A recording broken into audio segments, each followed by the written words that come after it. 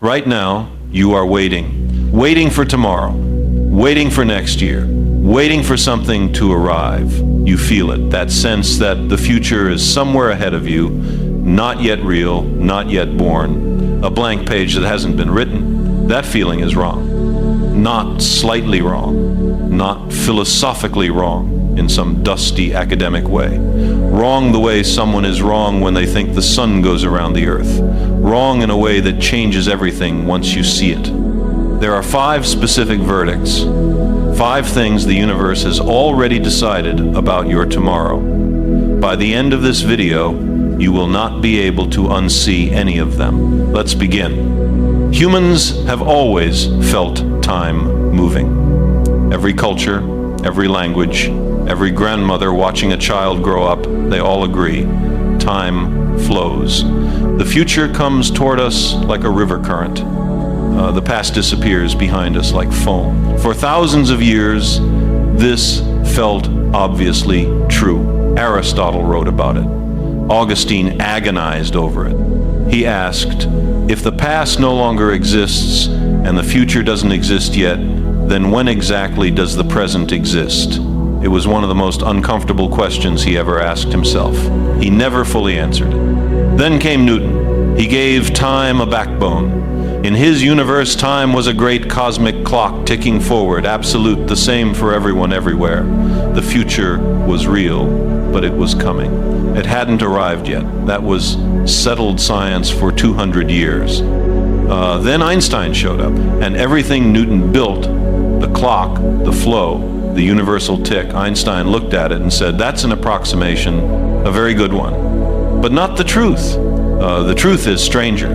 The truth is that physicists today, serious, careful, peer-reviewed physicists, largely believe the future is not coming toward you. It already exists right now, fully formed, waiting for you to arrive at it. There are 5 verdicts the universe has handed down about this. 5 walls between you and the comfortable idea that tomorrow is still unwritten. Let's walk through each one. Imagine a loaf of bread. The beginning slice is Monday, the end slice is Friday. Every slice in between already exists inside that loaf. You don't bake new slices as the week goes on. All of them are already there, sitting quietly in the bread, waiting for you to reach them.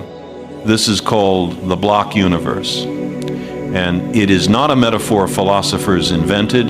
It falls directly out of Einstein's equations of relativity. In those equations, time is just another dimension, like length, width, and height. The past, the present, and the future all exist equally. They are all just different locations in space-time. Think of it this way. Right now, somewhere in the universe, light that left a star 10,000 years ago is still traveling. That light left before the pyramids existed, and yet it is real. It exists. It is traveling through space right now, and you could theoretically point a telescope at it. The past is not gone. It is simply somewhere else in the block. The future works the same way. But wait, you say, that can't be right.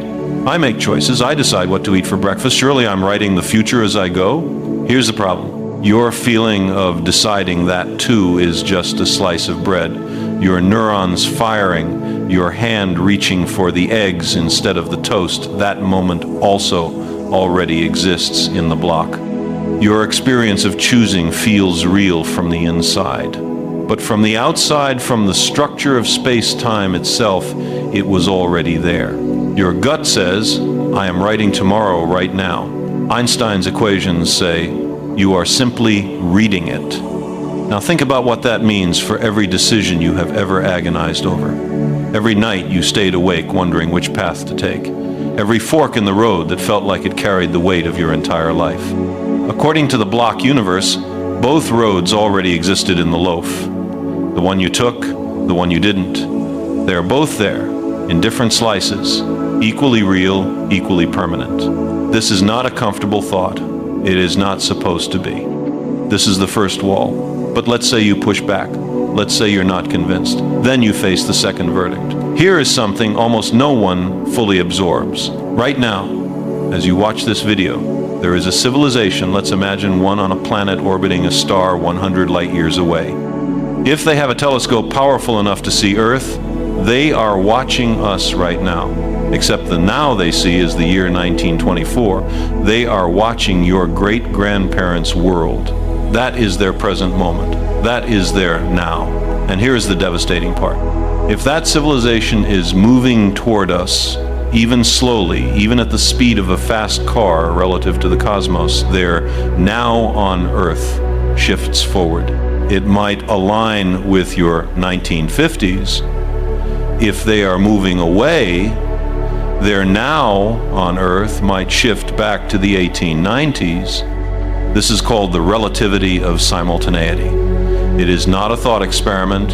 It is confirmed physics, tested, measured, built into the GPS satellites that help you navigate to the grocery store. What it means is this: there is no single universal now. Different observers in different states of motion have different slices of the block as their present moment. Which means, what is my future is already someone else's present. Which means, my future already exists, it's just that I haven't moved through the loaf far enough to reach that slice yet. Okay, you say, but that's just about distant observers. For me, here on Earth, surely my future is still open. Here's the problem. You are also moving. The Earth moves around the Sun at 30 kilometers per second. The Sun moves through the galaxy at 230 kilometers per second.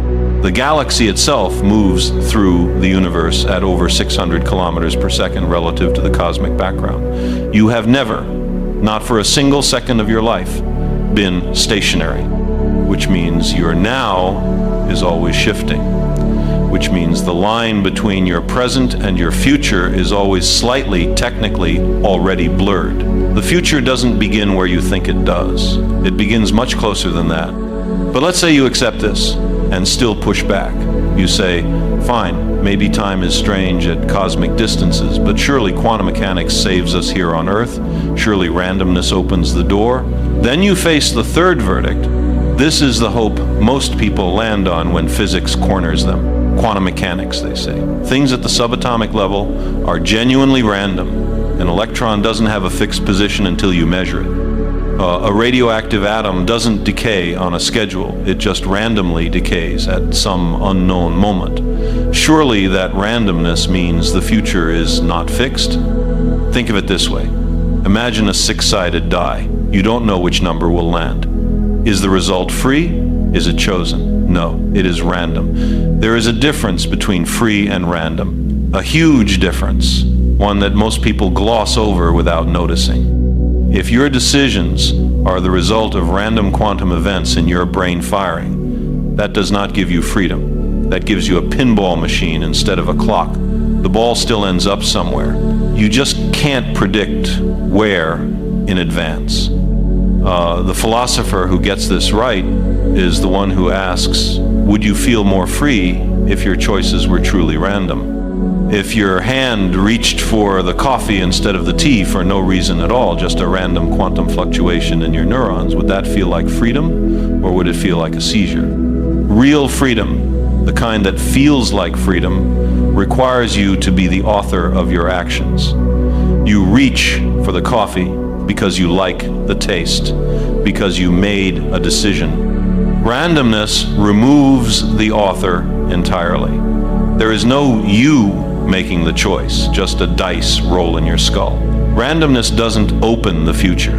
It just makes the future unpredictable. And unpredictable is not the same as unwritten. But then, you say, if the block universe is real and quantum randomness doesn't save us, why does life feel like it's unfolding? Why does it feel like things are happening for the first time? Why does tomorrow feel genuinely open? That is exactly the right question. And it leads us somewhere no one else is talking about. If the future already exists, why doesn't it feel that way? This is the question physicists mostly skip. They prove the block universe and then walk away, leaving you to feel confused and slightly unsettled. But the question of why time feels like it flows, why tomorrow feels open and unwritten and full of possibility, that is one of the deepest unsolved problems in all of science. It sits right at the border between physics and neuroscience and philosophy, and almost no one lives on that border long enough to give you a real answer. Here is the best one we have. Your brain is a prediction machine. Every moment of your waking life, your brain is running simulations of the next few seconds, the next few minutes, the next few hours. It does this automatically, constantly, without your permission. It is building a model of what is about to happen, updating it as new information arrives, comparing predictions against reality, and adjusting. The experience of that process, the experience of your brain reaching forward into its own model of the future, that is what the feeling of time passing actually is. You are not watching time flow. You are watching your own brain simulate the future over and over, moment by moment. The river is not in the universe. The river is in your head. Think of it this way. Imagine reading a novel. The final chapter already exists. It's already printed.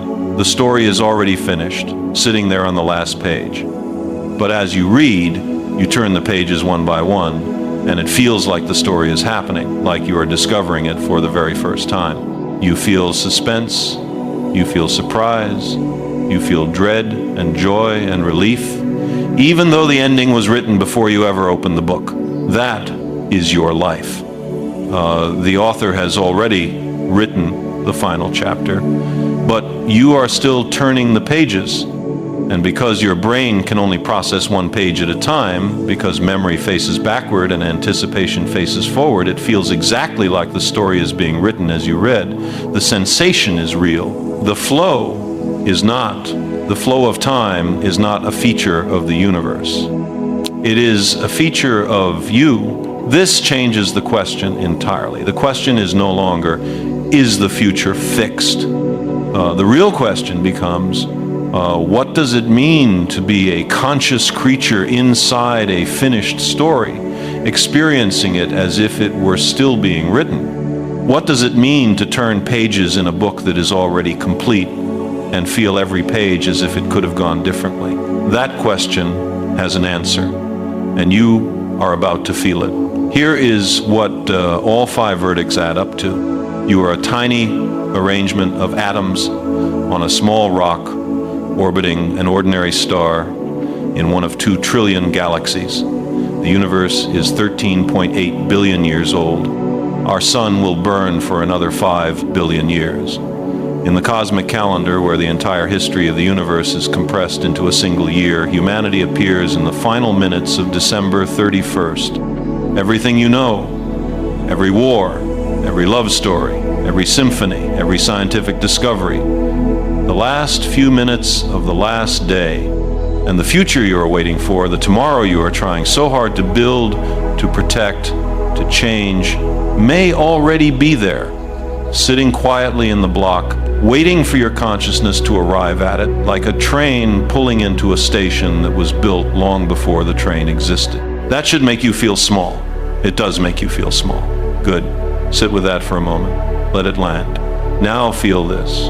Out of all the atoms in the universe, and there are more atoms in the observable universe than there are grains of sand on every beach on Earth, multiplied by every beach that has ever existed out of all of those atoms, in all of their possible arrangements, you are one of the vanishingly rare arrangements that gets to experience the block from the inside. You are a slice of bread that knows it is inside a loaf. You are a page in a novel that can read itself. You are matter that has become curious about its own existence. The universe is 13.8 billion years old and mostly dark, mostly cold, mostly empty. Stars burn without anyone watching. Galaxies collide in silence. Black holes swallow light, and no one notices. The universe does not experience itself except through minds like yours. You are not trapped in a finished story. You are the only part of the story that knows the story exists.